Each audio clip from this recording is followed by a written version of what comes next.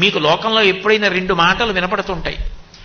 ఎంత ప్రమాదకరమైన విషయమైనా కానివ్వండి, ఇంత పెద్ద కష్టం వచ్చిందండి అన్నారనుకోండి, రుద్రాభిషేకం చేయించండి, సుందరకాండ పారాయణ చేయండి, చండీ హోమం చేయించుకోండి, ఇవి చెప్తుంటారు. చండీ హోమం అంత శక్తివంతం అవడానికి కారణం, అంత రక్షణ కలిగి ఉండడానికి కారణం దుర్గమ్మ తల్లి యొక్క వైభవం దాని ఎందు ప్రకటనమైంది. అందుకే దాని పేరే దుర్గా సప్తశతి. దుర్గా పేరు కాదు, దుర్గా అంటే ఏ శక్తుల యొక్క కూడిక కలిగితే దుర్గ అయిందో చెప్తుంది. దుర్గా అన్న మాటలో దకారము, ఉకారము, రకారము, గకారము, అకారము కలిస్తే దుర్గా. ద అంటే దైత్యనాశనం. అట్లాగే ఉకారము విఘ్నమును పోగొడుతుంది. విఘ్నం అంటే కార్యహంతి, ఇంకా పని జరగకుండా పోతుంది.